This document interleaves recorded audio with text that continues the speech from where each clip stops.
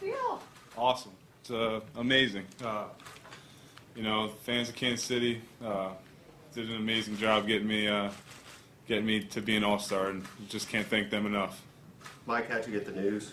Ned, Skip brought into the clubhouse, brought everybody around, and said that the Royals fans did it again, and presented me with my little packet, and all the boys came up and gave me hugs and told me I deserved it. It was pretty cool.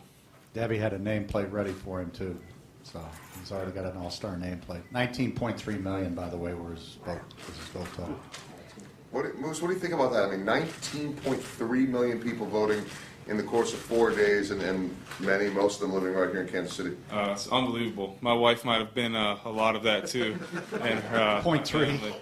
But no, it was amazing. I mean, these people are such loyal fans and such great fans that it's just overwhelming to see 19.3 million votes. And again, every one of those guys that I was up against deserved to be there too. And they're great ball players and having great seasons.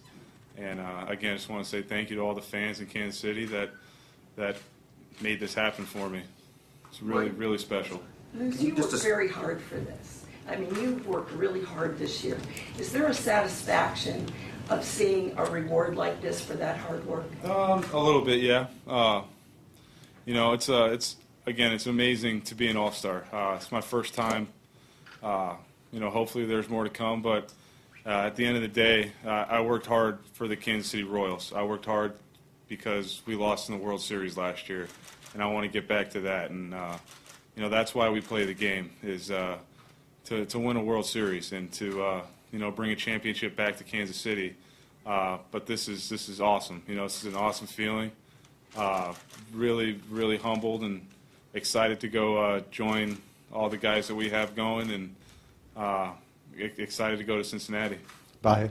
Mike, did you get a chance to communicate this at home already, and what was the reaction of your mom and your wife? I talked to my sisters back home who are hanging out with my mom right now, and they were going wild. She said they were just laughing, you know, crying, having a bunch of hugs with each other. And, you know, it's just really special to be able to share it with my family, especially right now. And just with that, too, exactly that, I mean, the convergence of these things with the emotions of the last few days and having this happen, I can't imagine what it feels like inside for you right now, but can you describe that a little bit? You know, it's just exciting, you know, proud, happy, just so proud. You know, I know I made my mom proud, and, you know, everybody else is really happy for me, so it's pretty cool. You know, just like you said, a lot of emotions right now, but I mean, excitement's probably the one taking over.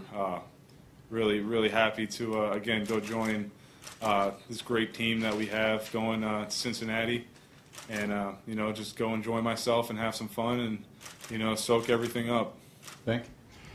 You've seen other guys get the announcement over the last couple of years. Did you ever think yourself, like the day was coming where they'd come and tell you were in the All-Star game? Yeah, I mean, just being a competitor, you know, you always want to, you know, play good enough to be recognized to get to the All-Star game or things of that nature. But, you know, I never let it affect me when I didn't. You know, I like I said earlier, I wanted to win a World Series. I want to win a World Series. So that's my goal. And, you know, playing good it's awesome to be recognized and, you know, to be able to make an All-Star team.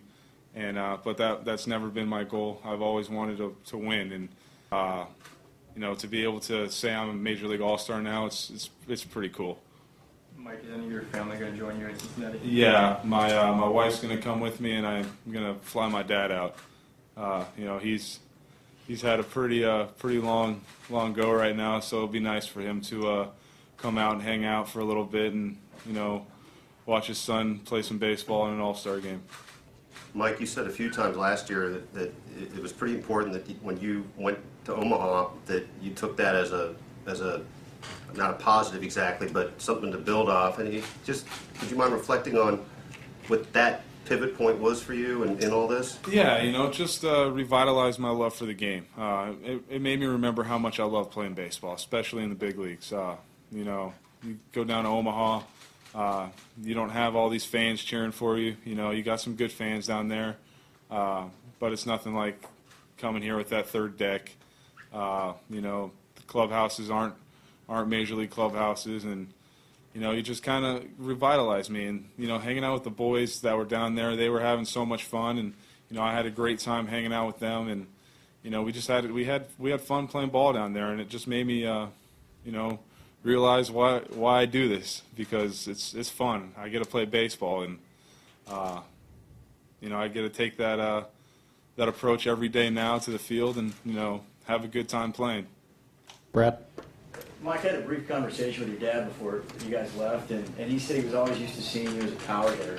And it made me think, like, how hard is it to change basically everything you've done and do it at the big league level? Have you thought about that much now?